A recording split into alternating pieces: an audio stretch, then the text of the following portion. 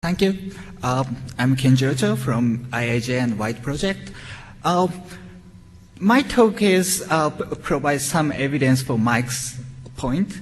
We do need 100 gig. So I'm going to talk about the impact of the fiber access to ISP backbones in Japan. So here the number of residential broadband subscribers in Japan. So currently we have 21 million broadband subscribers and 4 million of fiber to the home, and the number is increasing, exponentially increasing. So 100 Mbps bidirectional fiber access costs about $40 per month. It's fairly cheap in Japan, and the traffic comes from fiber users has a significant impact to the commercial backbone. So our findings. About 4% of heavy hitters account for 75% of the total inbound volume. The fiber users account for 86% of the inbound volume, so DSL is only 14%. So even though the number of DSL active users is larger than fiber, the distribution of heavy hitters follow power law, and there's no clear boundary between heavy hitters and normal users. Dominant applications have very poor locality and communicate with a wide range and number of peers. So we got a data set from one Japanese ISP. It's a net flow data. We get data from edge routers accommodating both fiber and DSL residential customers. Those are week-long logs from February and July last year. So the table shows the ratio of fiber and DSL unique users in the data set. So the number is almost same for DSL and fiber, but the heavy hitter population is larger in the fiber users. And this is the cumulative distribution of daily traffic per user. So left is total user, and middle is fiber, and right is DSL. So heavy hitters are statistically distributed over a wide range of traffic volume, so it follows power law. And even up to 200 gig per day, it's 90 Mbps on average, so it's huge. And as you can see, there's no clear boundary between heavy hitters and normal users. They are statistically distributed. And there is a need in the distribution. So we divide the user by the 2.5 gigabyte per day. And it's basically top 4% heavy hitters for the total user. So heavy hitters population is 4% in total users, 10% in fiber, and 2% in DSL. So this one shows the CDF is traffic volume of heavy hitters, how much traffic is consumed by the top heavy hitters. And it shows skewed distribution in traffic consumption. So top 4% heavy hitters is 70% of the total inbound traffic, and top 4% use 60% of the total outbound traffic.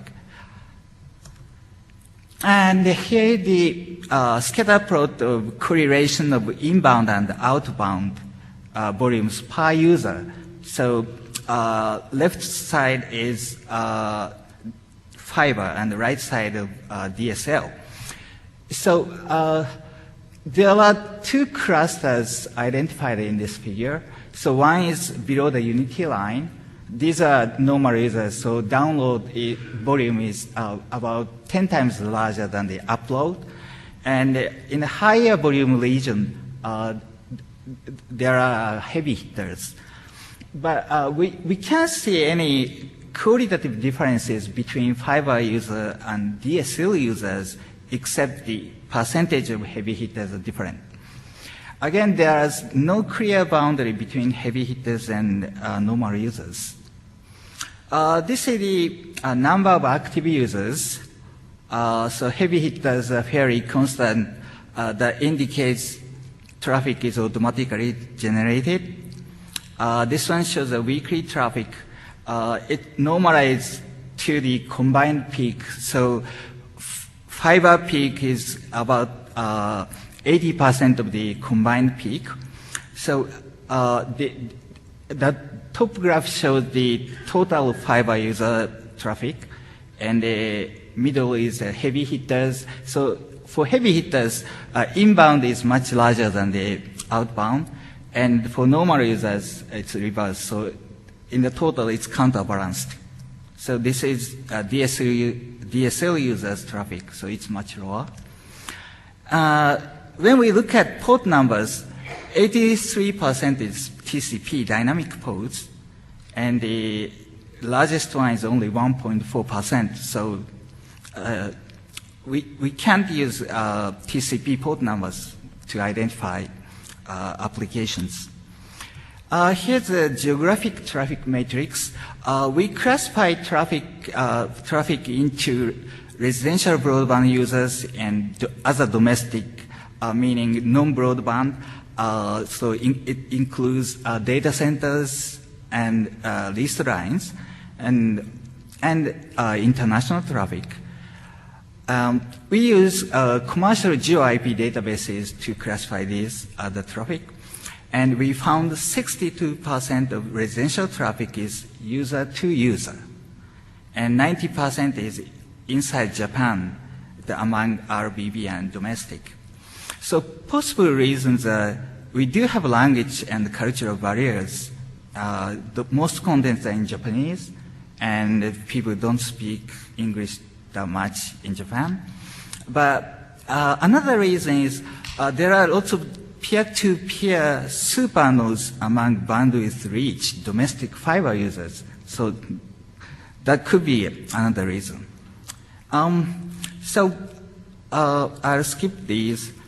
So we also count the peer numbers for each users, but we expected two different application types. One is,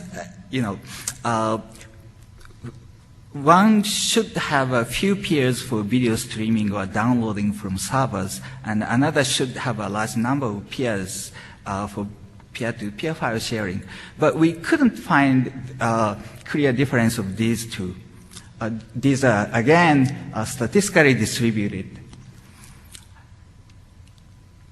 So I'll skip this. So implications. So how am I doing?